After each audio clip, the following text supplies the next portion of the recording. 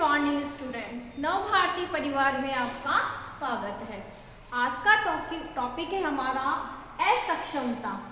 व्यक्तियों में दो गुण पाए जाते हैं जिसे हम कहेंगे व्यक्ति के विकास के लिए जितनी क्षमता उसके लिए आवश्यक होती है उतनी ही असक्षमता उसके विकास में बाधा का रूप लेती है।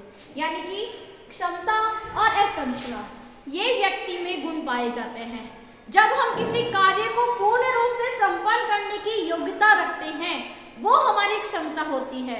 क्षमता हमारी शारीरिक, हमारी मानसिक, हमारी सामाजिक, हमारी मनोवैज्ञानिक सभी तरीके की होती है। उसी तरीके से असक्षमता, इसका अर्थ जियो हम असक्षमता का अर्थ, असक्षमता को हम क्या समझते हैं? असक्षमता होती है जब हमारे विकास, ये सबसे पहले हमारे विकास में व्यक्ति के विकास में सबसे बड़ी बाधा के रूप में होता है। बाधा का व्यक्ति के, यानी कि व्यक्ति जब आगे बढ़ना चाहता है और उसमें असक्षमता का गुण आ जाता है तो असक्षमता के गुण को आते ही वो उसके विकास की सबसे बड़ी बाधा बन जाती है। व्यक्ति के विकास में सबसे बड़ी बाधा के रूप में क्या होता है? असक्षमता।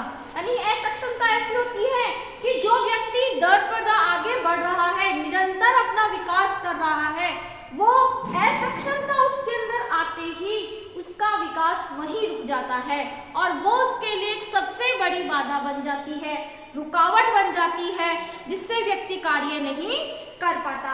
तो असक्षमता को हम जाने तो असक्षमता क्या हो गई?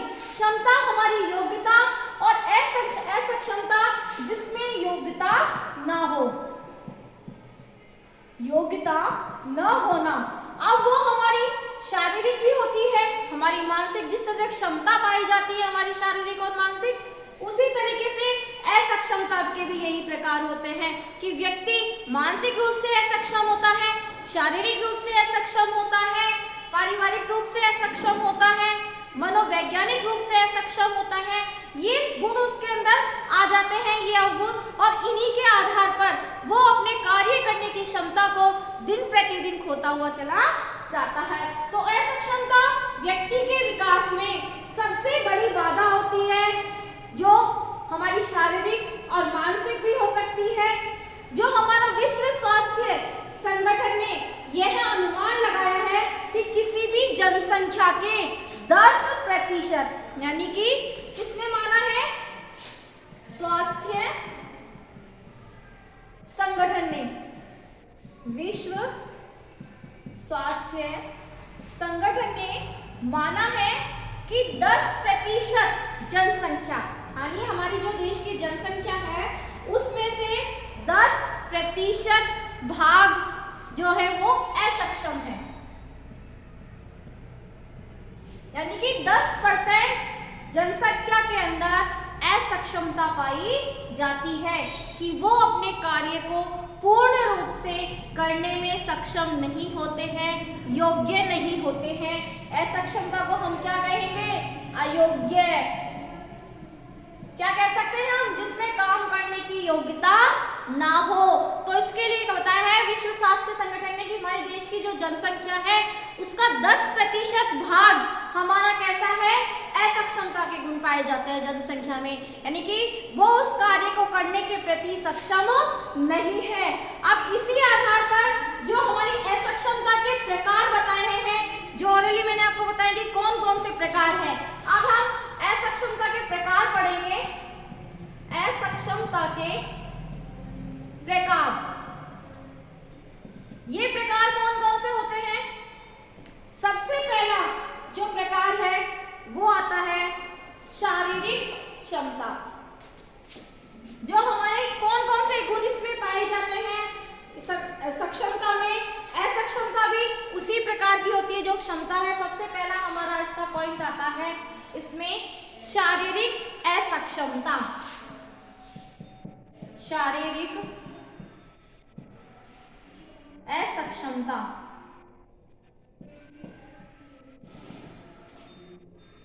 ये हमारा प्रथम गुण है, यानी कि व्यक्ति में ये गुण पाया जाता है ना, किसका?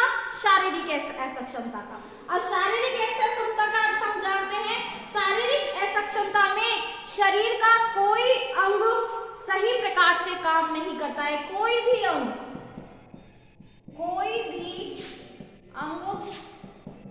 सही प्रकार से कार्य नहीं करता। अब उसमें यह भी हो सकता है हमारा हाथ भी आ सकता है, हमारे पांव भी आ सकते हैं, हो सकता है हमारी आंख भी आ जाए, हमारी कान आ जाए, नहीं शरीर का कोई भी एक भाग जिसमें ये दोष पाया जाए तो वो शारीरिक असक्षमता के दोष पाया जाता है। यानी कि चाहे हमारे किसी भी शरीर का कोई भी अंग हो, आंख, कान, नाक, हाथ, यानी कोई भी हमारे जो फिजिकली हैंडीकैप बच्चे आते हैं वो उसके अंदर हमारे आते हैं, यानी कि शारीरिक रूप से असक्षम। इसकी वजह से हम देखते हैं अगर पांव से व्यक्ति सही नहीं है तो हम उसको कहते हैं विकलांग की श्रेणी देंगे, आंख से नहीं देखेंगे हम उसे क्या कहेंगे, जिसे हम कहते हैं अंधा, ना कान से नहीं सुनेंगे तो हम उसे सुनने की शक्ति खोनी होती है। तो ये चीजें होती हैं हमारी, बोल नहीं सकते हैं, वो मुख बधिर होते हैं। तो ये हमारी शारीरिक जो विकलांगता है वो बच्चों के सामने, ये शारीरिक विकलांगता का गुण शारीरिक असक्षमता में आता है। इसकी जब ये शारीरिक असक्षमता व्यक्ति में पाई जाती है तो जो एक सक्षम व्यक्ति है, स्वस्थ व्यक्ति है, उसके कार्य करने का हम जब कंपैरिजन करें, दोनों में तुलना करें तो शारीरिक असक्षमता पाए जाने वाले व्यक्ति की क्षमता उससे बहुत ही कम होती है, या कहें कि वो पूर्ण रूप से अपना कार्य नहीं कर पाते हैं। तो ये हमारी शारीरिक असक्षमता का आता है। असक्षमता जो नेक्स्ट हमारा इसका दो असक्षमता के प्रकार हैं। प्रथम हमारा शारीरिक असक्षमता, सेकंड है हमारा सामाजिक असक्षमता। सामाजिक असक्षमता। मनुष्य सामाजिक प्राणी है। परिवार में कोई कमी होती है, चाहे वो गरीबी हो या हमारी किसी तरीके की परिवार के किसी भी व्यक्ति में शारीरिक असक्षमता हो, तो ये जो गुण होते हैं, ये जो दोष पाए जाते हैं, तो इसकी वजह से बच्चे क्या करते हैं, अपनी जो हीन भावना का वो शिकार होते हैं।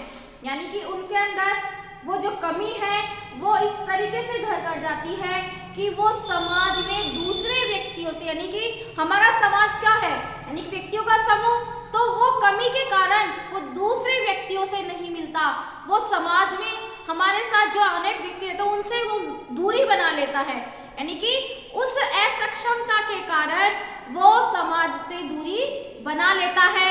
अब सामाजिक असक्षमता का कारण हमारी गरीबी भी हो सकता है या हमारी शारीरिक असक्षमता भी हो सकती है। ये इसके कारण होते हैं सामाजिक असक्षमता का। गरीब होगा वो अपनी गरीबी के कारण दूर रहने की कोशिश करेंगे।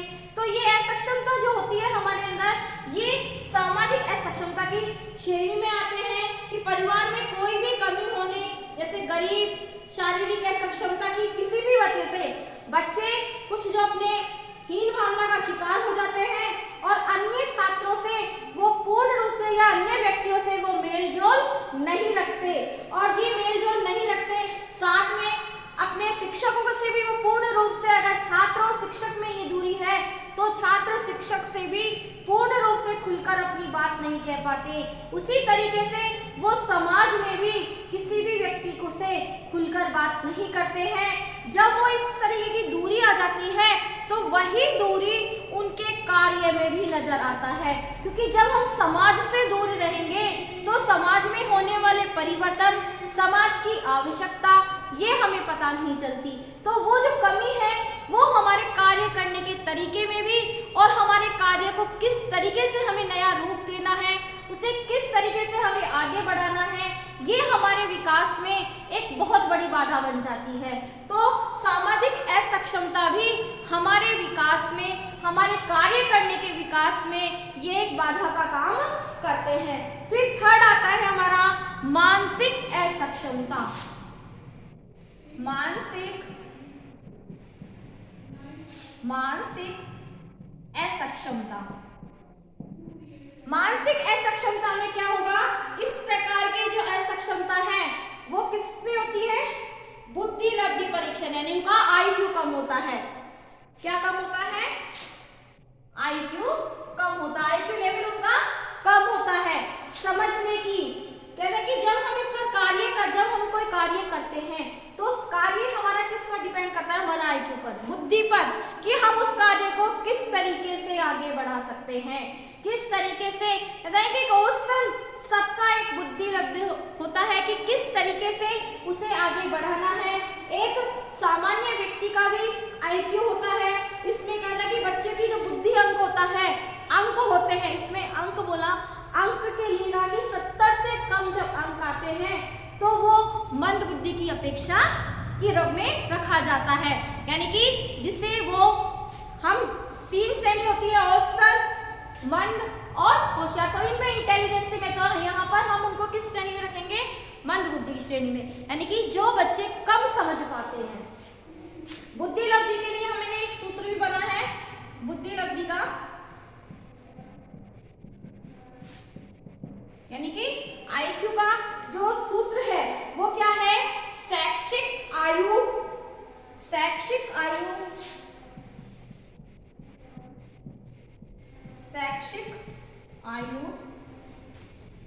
ऑब्लिक वास्तविक आयु। ये हमारा एक सामान्य इंसान, जब हम व्यक्ति के अंदर जब बुद्धि यानी कि आईक्यू टेस्ट करते हैं, उसका परीक्षण करते हैं, तो हम इस सूत्र के माध्यम से उसके आईक्यू लेवल का पता करते हैं कि उसमें बुद्धि लब्धि कितनी पाई जाती है। और मैंने बताया था कि छात्रों में 70 नंबर अंक से कम किसमें पाए जाते हैं, हमारे इसके अंदर जो 70 से कम मंद बुद्धि की श्रेणी में आते हैं, मंद बुद्धि की श्रेणी में आते हैं, जिनका आईक्यू कम होता है। तो मानसिक असक्षमता, जब ये बुद्धि लब्धि कम पड़ती है, तो जब हम किसी कार्य को करने की, हमारे सोचने समझने का हमारा आईक्यू लेवल कम होगा, तो इफेक्ट किस पर होगा, हमारे कार्यशैली पर। तो ये हमारी एक बाधा के रूप में बन जाते हैं जब हम उस कार्य को नहीं समझ रहे। कहते कार्य और ज्ञान हम उसी तरीके से प्राप्त करते हैं जो हमारा मानसिक स्तर है। तो यहाँ मानसिक स्तर का पता करने के लिए हम ये सूत्र का प्रयोग करते हैं। अब आता है हमारा जो फोर्थ इसकी असक्षमता के कारण है, प्रथम शारीरिक असक्षमता, सेकंड सामाजिक, थर्ड था हमारा मानसिक, और फोर्थ आता है हमारा इसका मनोवैज्ञानिक कारण। मनोवैज्ञानिक कारण ये भी हमारी शारीरिक असक्षमता के कारण होते हैं। मनोवैज्ञानिक इसके अतिरिक्त हम कहते हैं मन यानी समझने की, मनोवैज्ञानिक कारण होते हैं। जैसे हम बच्चे को पूरी तरह से जब शिक्षक क्लास में आते हैं, या शिक्षक का ये दायित्व होता है कि जब हम अध्ययन करवाएं तो हमें बच्चों का मनोविज्ञान यानी कि उनके स्तर का, उनका इंटरेस्ट का, उन्हें किस तरीके से पढ़ाना है, वो किस तरीके से समझ सकते हैं, इन सभी चीजों का उन्हें ध्यान रखना पड़ता है कि किस तरीके से हम बच्चे को वो चीज सिखा सकते हैं। यानी कि जब तक आ जाता है शिक्षक अगर मनोवैज्ञानिक नहीं होता है तो वो उसके अध्ययन में प्रभाव पड़ता है, अध्ययन शैली पर प्रभाव होते हैं, जो वो पूरी तरीके से जो बच्चों को ज्ञान देना चाहते हैं, जिस रिजल्ट की वो एक्सपेक्टेशंस करते हैं, वो उनको पूर्ण रूप से प्राप्त नहीं हो पाता है।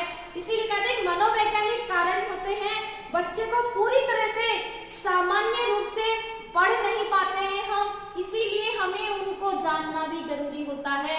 मनोविज्ञान सबसे ज्यादा हमें एक दूसरे के नजदीक लाने में और साथ में एक दूसरे को समझने में हमारे मनोविज्ञान हमारा सहायक होता है।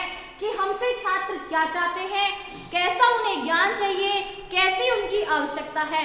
तो ये सब चीजों की जब हम जानते हैं तो ये सब चीजें हम किसके आधार पर जानते हैं, मनोविज्ञान के आधार पर। एक तरह से कहें कि अध्ययन में भी अगर हम इंटरेस्ट जागृत करना चाहेंगे तो वो हमारा एक मनोविज्ञान के द्वारा हम छात्रों में इंटरेस्ट को जागृत कर सकते हैं।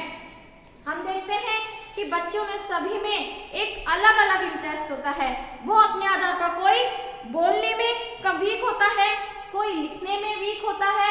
तो ये हमारे जो मनोवैज्ञानिक कारण हो जाते हैं, जैसे हमने देखा कि अक्षरों की पहचान नहीं कर पाते हैं या उस ध्यान केंद्रित नहीं कर पा रहे हैं पढ़ने में, तो ये सब चीजें मनोवैज्ञानिक कारण भी हमारे कार्य करने की क्षमता पर प्रभाव पड़ते हैं।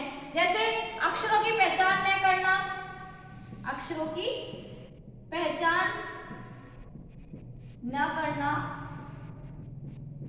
साथ में उनके जो ज्ञान दे रहे हैं, जो ज्ञान पढ़ाया जा रहा है उस पर ध्यान केंद्रित नहीं कर पाना, ध्यान केंद्रित नहीं कर पाना, ये सब जो हमारे मनोवैज्ञानिक कारण हैं, ये भी हमारी क्षमता के यानी कहते हैं ना हमारे कार्य करने पर जो एक असक्षमता के गुण है हमारे अंदर, ये असक्षमता के दोष पाए जाते हैं कि इनके कारण हम हमारे कार्य को पूर्ण रूप से संचालित नहीं कर पाते हैं या उसमें हम कमी रखते हैं या हम जितना उस कार्य को आगे जो हमारे विकास में रुकावट पैदा करते हैं वो हमारे ये कारण होते हैं।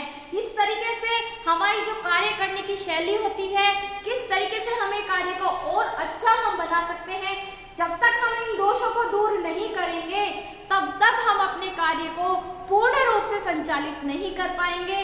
तो ये हमारे असक्षमता के कारण थे कि हमारे असक्षमता के कारण कौन कौन से हैं। इसमें मैंने आपको असक्षमता का अर्थ बताया कि किस तरीके से असक्षमता हमारे विकास में एक बाधा के रूप में होती है, कठिनाई होती है, हमारे रास्ते का एक कांटा होते हैं असक्षमता। क्योंकि जब तक हम हमारे अंदर इस असक्षमता को दूर नहीं करेंगे तब तक हम सफलता की ओर अग्रसित नहीं हो सकते। और कौन कौन से हमारे इसके असक्षमता के प्रकार हैं या हम इसको कारण हैं, कौन कौन से कारण हैं, तो ये हमारे कारण हैं असक्षमता के। इसी कारण से हम हमारे कार्यों को पूर्ण रूप से संचालित नहीं कर पाते या कार्य में प्रभावता नहीं दिखा सकते। धन्यवाद।